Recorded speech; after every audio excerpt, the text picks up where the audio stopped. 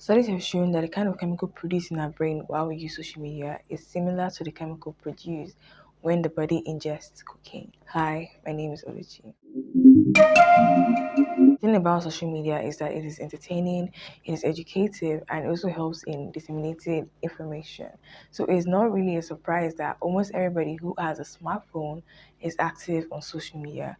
And the thing with social media is coupled with the amount of dopamine released in our brains while we are engaging with certain posts, liking, retweeting, laughing, you kind of lose track of time. So unless something calls your attention, something important calls your attention, or your phone battery dies, you don't realize that you have spent so much time on social media. Or the worst one is when you're supposed to be sleeping, you're scrolling through social media, and when you check the time, you see that it's already 5 or 6 or 1 hour to when you're supposed to wake up, and you haven't slept at all for that night. When I began to realize, then I didn't know anything about social media addiction.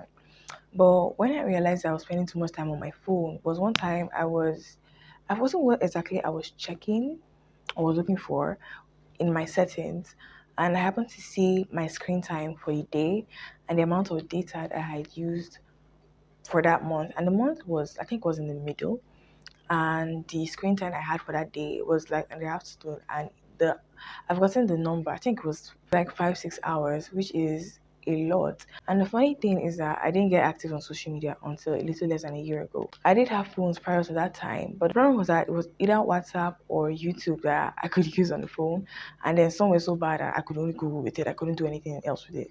So when I got my new phone, I began to obviously explore the world of the internet, and I got hooked and I began to spend so much time on it that I'm a student, that it began to affect my studies. I noticed I wasn't reading. I'll be like, oh, I want to read, and I could not read because I couldn't focus. Meanwhile, before that, I could read for a very long time, but then I noticed that I could no longer read for that long. 5 10 minutes, I was really getting distracted, I was really getting anxious, and I had to use my phone, which was not so. So, if that could happen to me in less than a year, that kind of attachment to social media could happen to me in less than a year. Imagine what is happening to children whose brains are still developing, who are 10, maybe even younger, 11, 12, and these children use use their phones for 5 hours or more unsupervised, because parents now see it as a form of entertainment. So they're just on their phones, laughing, playing, and which is good. But the problem is that when you take that phone away from them, they cannot focus on any other thing, or they find it hard to interact with people who are their age group. Even me, I don't find it hard to interact with people of my age group, though. I'm a naturally quiet person. However, I noticed that, well, I mean, friend groups, instead of like paying attention, not just me though, everybody will talk for a while and then everybody's on their phones. Which, if even though I'm using my phone, I kind of feel bad or guilty. It's like we're supposed to be having a fun time, we're supposed to be laughing, we're supposed to be gisting, but instead of doing all of that, we are on our phone. So like, what's the purpose of meeting up? And as well, just staying in your bedroom.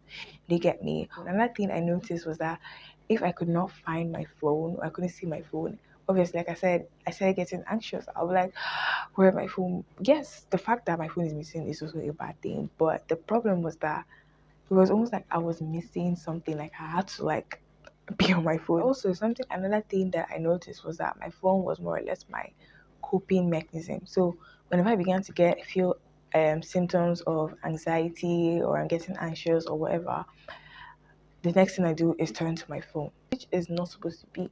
If you're having a problem, the first thing is not to pick your phone, except to call someone, or to yeah, except to call someone, or it is a way you can help yourself using your phone.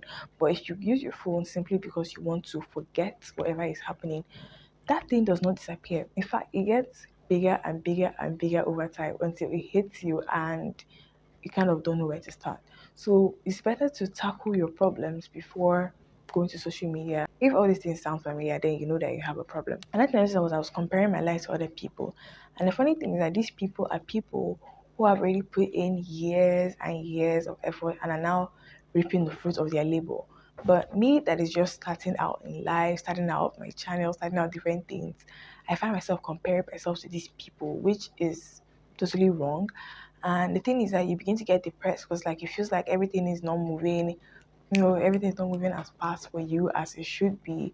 Meanwhile, there's a process which social media kind of takes away from us or does not put in the picture, because these people that are posting their lives, posting different things, obviously they're not going to show you their struggles. Some of them do show you their struggles, but on social media, everybody's putting on their best act, their best face, their best everything. Nobody's going to start showing you something that is not aesthetically pleasing, if that makes any sense.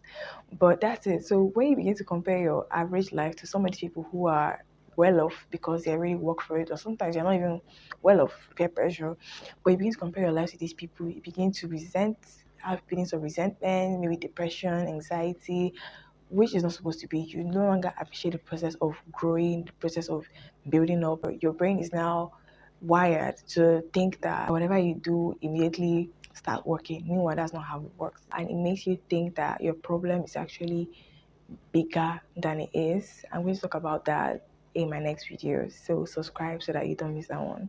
And the thing about social media is that you cannot avoid it. If you live in a Nigerian university, you're going to realize that most of the information disseminated in class is through WhatsApp. So obviously, if you come online, WhatsApp, other notifications are going to come in, or you need help, you need to go to YouTube and search out some certain topics and all of that. So obviously, while I'm on YouTube, they're also going to be recommending other videos for me. So if I'm not disciplined, I can easily get distracted. I begin to watch other things that are not even meaningful or adding value to my life. Another thing I realized was that it's expensive. At least if you live in Nigeria, you know that getting data is not easy. It's not okay. I won't say it's not easy, but I'll say getting data or a good amount of data is expensive. Data here is expensive. So when you begin to check the amount of data that you spent in a month and the amount of money you use to get that data and you add them together, you realize that that money that you were spending on data, you could have used it to, I don't know, get yourself something, but you spent it on things that you probably don't even remember. Because obviously, it's not everything that you do on social media or every activity that you take on social media that you remember. Another thing I also noticed about myself, I'm saying this, I'm using myself as an example because obviously I've been there, I'm still struggling, but I'm saying this as a personal experience. So another thing I noticed was that when I tried to stop, I noticed that I could not stop, and that was when I realized that this problem. Although it's getting better now. So most of the time when I'm done at the end of the day, I'll check how much time I spent on my screen, although I don't do it now. But I noticed that it had reduced. Was when I noticed that the number had really reduced. That's when I stopped checking. Maybe I should start checking again. But what I noticed was that when I checked my screen time, it was reducing. However, there's certain times when I would like forget myself and I'll have to like come back. So it's actually difficult to even stop. There's some certain people while I began to do my research because I found out about social media addiction a few months ago. Certain people that I began to notice, or people that were saying that they deleted all the social media apps and they just have one and they are living fine. I can't do that because number one, I'm a content creator. I have to keep on seeing different trends and different things that are happening so I can get ideas for my videos. Number two, I'm a student. I can't do without the internet. I can't just cut it off completely, but I can discipline myself. If all of these things resonate with you, then you know that you have a problem and you need to start actively trying to fix it because social media is going to affect you in so many different ways. Maybe it's already even affecting you or it's not really affecting you that much. But this that is a problem, you're procrastinating a lot, you're losing focus, you can't stay without your phone, then you need help. It's almost impossible to cut it off completely from your life. However, you can use discipline. Discipline is a very, very important tool if you want to achieve almost anything, anything at all. You need discipline for almost anything. And you need discipline in the sense that if you want to stop, you have to be able to control yourself to stop. Unless you're in a study group, in a I say study group, unless you're in a group where you guys together collectively are trying to stop it, or you have a therapist, or if you're alone, you have to learn how to be disciplined enough for yourself and want to do this for yourself so that your life does not suffer in the future. It seems like there are no consequences for it now, but a time will come when you look back in 2, 3 years, sometimes even in 1 week, and you're now like, what was actually the use? If okay, now let's just do a simple experiment. Look at try to remember the exact kind of videos, the exact kind of content that you're watching, let's say 3 days ago, as far back as 3 days ago, or as recent as 3 days ago, or as recent as 1 week ago. If you don't remember, that's to tell you how unimportant some of these things that we are doing are, except you actually deliberately looking for something, then the possibility of you remembering is high, or if that thing really stuck with you. But most of the time, because you're constantly scrolling, you really don't remember what you've even been reading.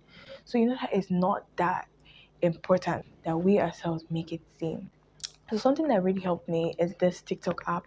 It has a focus function, and I can tell the app that while I'm focusing, I want to be able to use certain apps while I'm focusing. So if I leave these apps and go to another app that is not listed there, the app immediately redirects me back to itself. So it really helps me and keeps me on track so that I don't begin to lose sight of the things that are important while I'm focusing, or the reason why I even started focusing in the first place.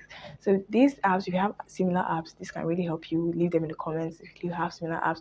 If you have a similar problem, social media addiction, or you've stopped it, you're able to stop it, put them in the comments. Like I said, two things are going to help you: discipline. You can also get external help through therapists, support groups, and even this TikTok app I'm talking about. I wish you the best of luck, and I wait to see you next week. Bye.